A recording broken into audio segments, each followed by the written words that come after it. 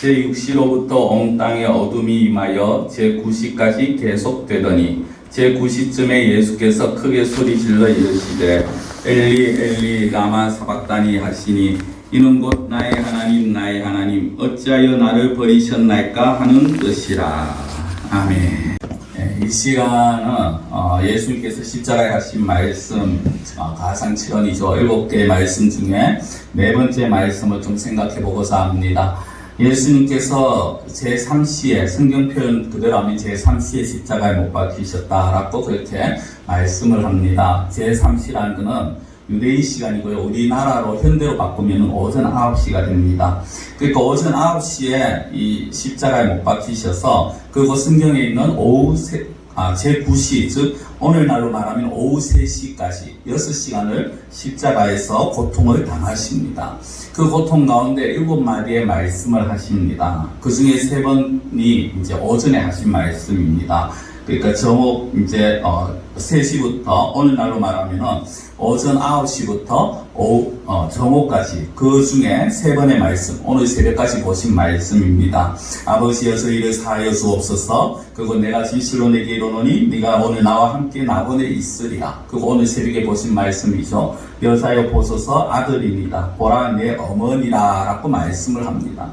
그리고 이제 제6시 즉 우리나라로 정오가 되어서 예수님께서 이 말씀을 하시게 되었습니다. 먼저 오늘 45절에 보면요. 제6시로부터 온 땅에 어둠이 임하여 제9시까지 계속되었다라고 말합니다. 정오에 갑자기 가장 밝아야 되는 그 시간에 갑자기 깜깜해지는 칠흑 같은 어둠이 덮칩니다. 그리고 그것이 3시간이 지속이 되었습니다. 이 어둠은 사실 그 당시에 실제 사건이면서 또한 상징적인 의미를 가지고 있습니다. 어떤 의미입니까? 인류의 죄에 대한 하나님의 심판이요 저주요 고통을 의미를 하는 것입니다. 즉 인류의 죄를 대신 짊어지신 그 예수님에게 저주와 고통을 주시는 하나님의 심판이라는 것이죠. 그 무서운 어둠 속에서 묵묵히 고통을 받으시던 예수님이 오후 3시가 되어서 한마디 말씀을 하십니다. 거의 울부짖다시피 말씀을 하십니다. 그것이 바로 오늘 우리가 보았는 46절의 말씀입니다. 엘리 엘리 라마 사박다니. 어찌하여 나를 버리셨나이까 라는 이 말씀 때문에 어떻게 잘못 해석을 하게 되면은 이것이 마치 하나님을 원망해서 하나님 왜 나를 이렇게 고통 가운데 버려둡니까 라는 원망의 말처럼 들립니다. 그렇지만 실제 이것은 하나님에 대한 원망이 아니고요. 그만큼 하나님을 더욱더 신뢰하는 하나님에 대한 믿음의 표현입니다. 자, 우리가 십자가에 달리신 예수님의 모습을 가만히 보면요. 참 그런 생각이 들 때가 있습니다. 예수님 정말 참을성이 대단하신 분이시다.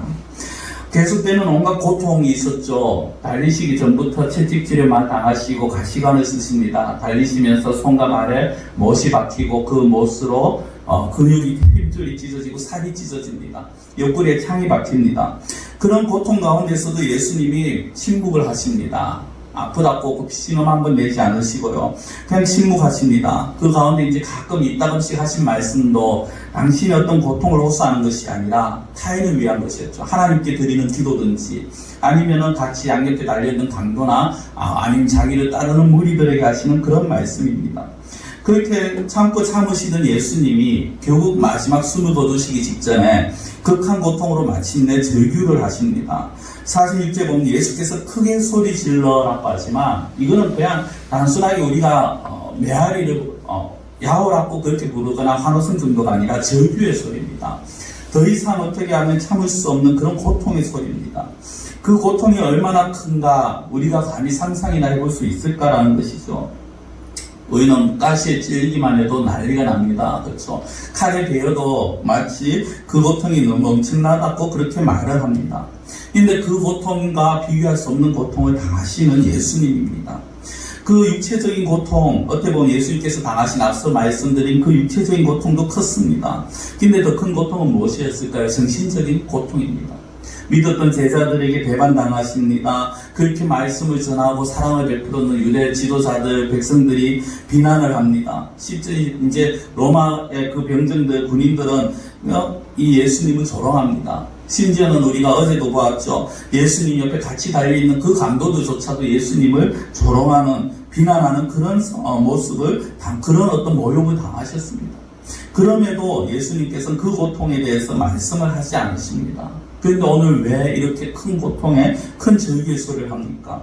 육체적인 고통, 정신적인 고통과는 비교할 수 없는 고통을 예수님께서 느끼셨다라는 것입니다. 그 고통이 무엇이냐? 바로 영적인 고통입니다. 영적인 고통이 어떤 것을 말합니까? 예수님의 말씀이 그대로 잘 드러나죠. 어찌하여 나를 버리셨나이까? 하나님으로부터 철저하게 외면당하시는 것입니다. 어떻게 보면 고독이라고 할 수가 있죠. 영적인 고독입니다. 사랑하는 아버지로부터 버림받고 저주를 받은 것입니다. 그 고통이 너무 커서 예수님께서 이때까지 그렇게 절규하지 않으시던 예수님께서 절규를 하셨다는 겁니다. 성도는 육체적인 고통이 크다고 하지만 사람들에게 따돌림 당하는 고통이 더 크다고 그렇게 말을 합니다. 그래서 실제로 육체적인 고통은 참지만은 정신적인 고통을 당하면 오죽하면 사람들이 이민들 간다, 자살을 한다 그런 말들을 합니다. 그런데 더 그런 면에서 어떻게 보면은 예수님 역시 상당한 고통을 당하셨습니다. 그러나 그런 모든 것은 이길 수 있었습니다. 예수님께서 사역을 하시면서 그렇게 사람들이 비웃고 조롱하고 아니면 대적하고 할 때 그들에게 고통을 호소하지 않았습니다. 그런 것 때문에 예수님께서 울부짖지 않으셨습니다. 왜냐하면 그때는 충분히 예수님이 감당할 힘이 있었습니다. 그 감당할 힘이 무엇입니까?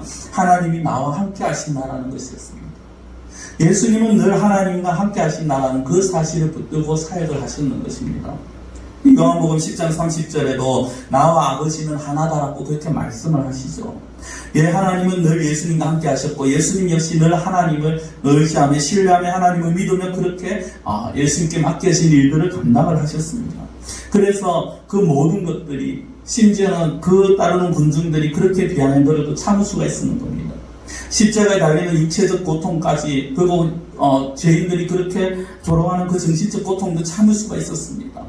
그러나 이 순간 어둠이 덮치고 지금 이 순간만큼은 예수님은 도저히 참을 수 없었는 것입니다. 차라리 육체적인 고통을 당했으면 그래도 내가 낫겠다라는 그런 마음이셨을 겁니다. 하나님으로부터 완전히 단절되었다는 그 마음, 그 깨달음이 그것이 예수님께서 느껴지시는 그 순간에 예수님은 너무나도 외로우셨는 겁니다. 우리가 살아가면서 사람 사이에 참 정이 있어야 된다라고 말하죠. 그러나 그 전보다 더 중요한 것은 하나님과의 관계인 것입니다. 예수님은 그러셨습니다. 다른 사람이 자신을 몰라준다 해도 다른 사람이 자신을 배신하고 떠났다 해도 예수님 하나님이 나와 함께 하시기 때문에 내가 모든 것을 이겨낼 수 있었다라고 하시는 그 예수님이셨습니다. 그런데 이 시간은 아니더라는 겁니다. 이 시간만큼은 예수님은 하나님에게 있어서 아들이 아니었습니다. 이 시간만큼은 하나님은 예수님을 아들로 보시는 것이 아니라 이 세상의 모든 죄를 뒤집어 쓴 아주 죄인 중에 죄인으로 그렇게 보셨다라는 것입니다. 하나님의 속성 중에 여러 가지가 있습니다만 그 중에 하나가 공입니다. 의로우시다라는 거죠. 죄를 절대 용납할 수 없으신 분이십니다. 죄에 대해서 절대 일반의 어떤 허용가가 되지 않으신 그런 분이십니다. 그런 하나님 앞에서 인류의 모든 죄를 다 뒤집어 쓴 예수님은 그냥 사랑받으실 하나님의 사랑받는 대상이 아니라 그 옛날 세례를 받을 때 이는 내 사랑하는 아들이니라 하신 그 대상이 아니라 이제는 하나님 앞에서 저주와 심판의 대상에 불과했다라는 겁니다. 사람들에게 버림받는 것은 그래도 내가 하나님이 나와 함께 하시니까 견딜 수 있었는데 하나님이 나를 버리시고 하나님이 나를 심판하시는 그 앞에서는 이 예수님이 도저히 참을 수가 없었다는 것입니다. 사람이 육체가 아프고요 또 어떤 물질적으로나 여러 가지 시험이 있으면 그게 가장 큰 고통인 줄 압니다. 다른 사람들에게 정신적으로 당하면 그것이 가장 큰 고통이라고 말합니다. 그러나 정말로 인간에게 있어서 가장 근본적이고 가장 무서운 고통이 무엇이냐? 바로 영적인 고통인 것입니다. 앞서 제가 말씀을 드렸는 거죠. 하나님과의 관계가 단절되고 하나님과의 관계가 깨어졌다는 것, 이것을 깨닫는 것, 그것만큼 무서운 것이 없습니다. 그것이 인간에게 있어서 가장 큰 고통입니다. 그런데 많은 사람들이 그것을 못 느낍니다. 못 느끼기 때문에 더 비참해진 삶을 살게 되는 거죠. 마치 중병에 걸렸는데 시한부 인생인데도 불구하고 그것을 깨닫지 못하고 그냥 있다가 어느 순간 갑자기 죽는 거나 마찬가지라는 것입니다. 이 영적인 고통, 하나님과의 관계가 깨어지는 단절되는 이 고통의 결과가 결국 무엇입니까? 죄의 결과로 이 모든 것들이 이루어지는 것입니다. 인간 삶에 들어온 이 죄로 인해서 하나님으로부터 오는 모든 축복과 기쁨과 평안과 모든 것들이 다 끊어져 버리는 것입니다. 이사야 59장에 보면요, 59장 2절에 보면 오직 너희 죄악이 너희와 하나님 사이를 내었고 너희 죄가 그 얼굴을 가리워서 너희를 듣지 않으시게 한다라고 그렇게 말씀합니다. 사람들의 죄악이 하나님과 사람 사이를 갈라놨다는 것입니다. 이것이 영적인 사람이죠. 몸은 멀쩡하게 살아있습니다. 그렇지만 사실상 죽은 존재나 마찬가지라는 것입니다. 영적으로 썩어 문드러지고 고통 가운데 처해있는 그런 존재라는 거죠. 지금 예수님이 당하신 고통이 바로 그런 고통입니다. 그런 고통 가운데 절규하셨지만 그러나 그렇다고 해서 그것이 원망이나 불평의 표현은 아니었습니다. 오늘 우리가 앞서 말씀드린 것처럼 나의 하나님 어찌하여 나를 버리셨나이까라는 이 말 때문에 예수님이 원망하신다, 예수님이 불평하신다라고 우리가 볼 수 있습니다만 이것은 하나님의 도우심을 구하는 기도였습니다. 이 46절의 말씀이요, 사실 구약에 보면 그대로 이미 누가 한번 사용을 했습니다. 그것이 누구냐 하면 바로 다윗입니다. 시편 22편에 보면 21편 1절에 나의 하나님 어찌하여 나를 버리셨나이까, 이 문구를 이미 다윗이 한번 사용을 합니다. 다윗 22편은 사울왕의 그 핍박 속에서 도망치는 다윗이 섰는 그런 노래입니다. 거기다가 22편 18절에 보면요, 다윗이 이런 말을 합니다. 내 겉옷을 나누며 속옷을 제비 뽑나이다. 이미 예수님이 다 하신 일이죠. 로마 군인들 예수님이 옷을 갖고 제비 뽑아 나누었다는 것을 이미 다윗은 하나님 앞에 기도하면서 자신의 상황을 아뢰면서 또한 예수님에 대한 일들을 이미 예언을 한 것입니다. 근데 이 시편 22편을 가만히 보면요, 다윗이 하나님을 원망했다, 하나님께 대해서 불평했다라는 내용이 나오지 않습니다.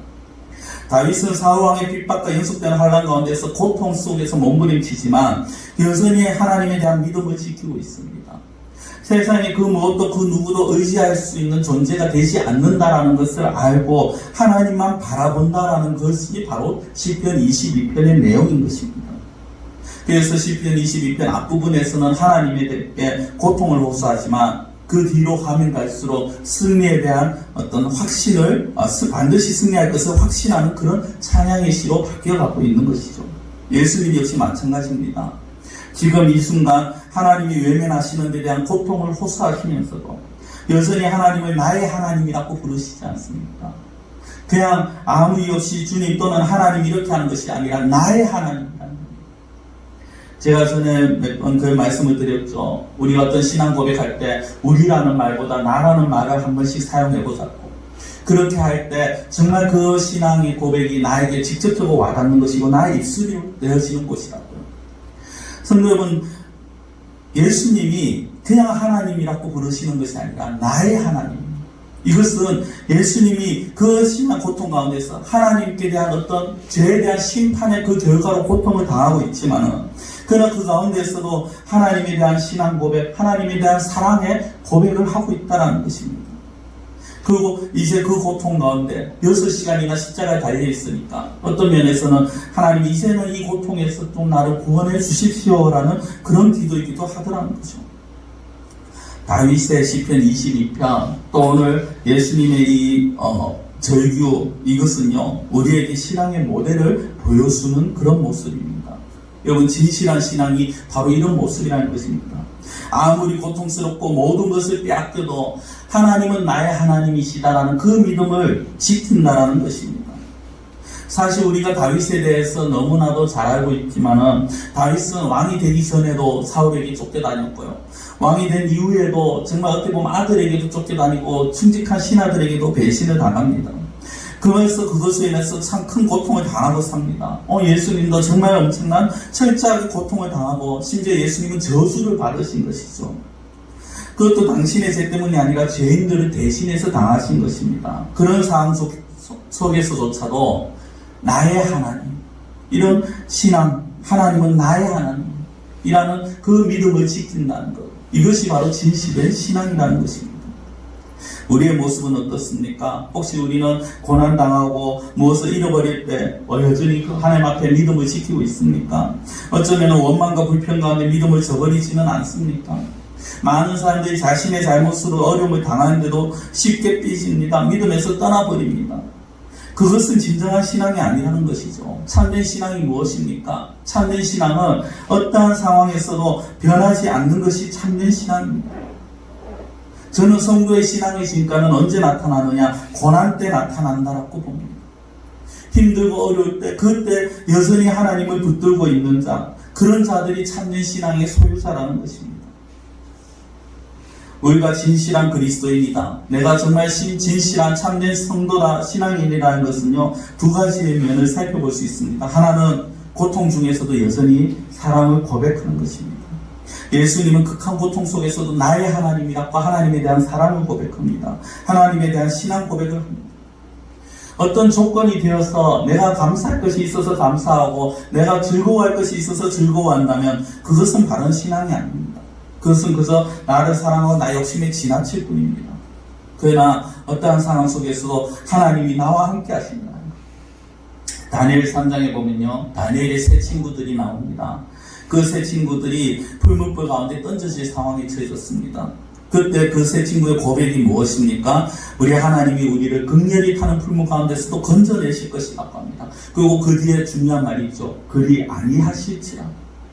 어떠한 상황 속에서도 하나님, 나의 하나님, 우리의 하나님, 내가 믿는 그 하나님, 그리고 또 진실한 신앙은요, 여전히 어떠한 정말 앞이 보이지 않는 그런 상황 속에서도 기도하는 것입니다. 예수님은 고통과 절망의 한가운데서 지금 그냥 울부짖음이 아닙니다. 하나님 앞에 기도입니다. 기도는 평소에도 어렵지만 고통 중에는 이상하게 더 하기 힘듭니다. 사람들이 힘들면 기도하라고 하죠. 근데 힘들면요, 더 기도를 못하는 사람들이 더 많습니다. 왜 그럴까요? 그것은 평상시에 잘 기도하지 않았다는 겁니다. 하나님에 대한 원망이 생기거나 절망적인 상황에서 포기해버립니다. 그럼에도 불구하고 여전히 기도하는 게 진짜 신앙인데 말입니다. 다니엘 6장에 보면은 다니엘이 간신배들이 다니엘을 모함합니다. 일부러 함정을 만듭니다. 다니엘이 기도 하나하나 신상 앞에 절하는가 안 하는가, 그리고 자기 신에게 기도 하나 안 하나 그것을 살피다가 다니엘이 전한 대로 기도를 합니다. 간신배들이 자기를 모함하는 줄 알고 덫을 놓는 줄 알면서도 하루 3번씩 기도하면서 하나님께 감사했다라고 그렇게 다니엘서 6장에 나옵니다. 결국 다니엘이 사자굴 속에 던져질 위험에 처해지지만 그러나 그 가운데서도 구원을 받지 않습니까? 어떠한 상황 속에서도 하나님 앞에 기도하는 모습, 어떠한 상황 속에서도 하나님을 붙드는 모습, 어떠한 상황 속에서도 하나님에게 사랑을 고백하는 모습, 이것이 바로 예수님이 보여주신 모습이고 오늘 이 우리가 본 이 말씀 가운데, 이 절규 가운데 포함이 되어 있다는 것입니다. 성도 여러분, 이런 진실된 신앙의 소유자에게요, 하나님은 반드시 승리를 주십니다. 이건 공식입니다. 때에 따라서는 어떻게 보면 이 세상에서 정말 비참하게 그렇게 승리를 맛보지 못한 것처럼 보일 수 있지만 그러나 하나님께서는 최후 승리를 약속해 주셨다는 것입니다. 영광의 면류가 될 이런 자들에 의해서 준비해 놓으셨다는 것입니다. 예수님은 어려운 상황, 힘든 상황, 고통의 상황, 정말 어떻게 보면 하나님과 단절되는 그 고통의 상황 속에서도 믿음을 지켰다라는 이 사실을 다시 한번 생각해 봐야 되겠습니다. 엘리 라마 사박다니, 나의 하나님 어찌하여 나를 버리셨나이까. 단순한 원망이 아니라 하나님은 나의 하나님이십니다. 하나님 내 기도를 들어주십시오. 하나님 나를 이 고통에서 이제 구원하여 주십시오. 예수님의 이 기도를 우리가 다시 한번 생각하면서 우리 역시 힘들고 어려울수록 더욱더 하나님을 붙들고 더욱더 하나님을 의지하고 더욱더 하나님 앞에 사랑을 고백하며 더욱더 하나님께 기도하며 나아갈 수 있는 그런 우리 성도들이 되시기를 원합니다. 기도드리겠습니다. 사랑의 하나님 아버지, 우리의 모습을 하나님 붙들어 주시옵시고 우리가 살아가면서 좋은 일이 있을 때도 있지만 괴롭고 힘들고 고통의 시간들이 찾아올 때가 있습니다. 그 고통의 시간대에 우리들이 해야 할 모습들은 바로 하나님 앞에 기도하며 하나님을 더욱더 붙들며 하나님을 더욱더 의지하는 것인 줄 믿습니다. 예수님은 하나님과의 그 관계가 끊어지는 그 고통 속에서도 하나님과의 그 관계가 단절되고 하나님으로부터 버림받는 그 순간에도 하나님에 대한 신앙 고백을 버리지 않았습니다. 여전히 하나님을 나의 하나님 신앙 고백하며 하나님을 의지하며 하나님을 바라보며 이 시간 나 자신을 구원하여 달라고 하나님 앞에 기도하는 이 모습들을 저희들이 본받게 하여 주시옵소서.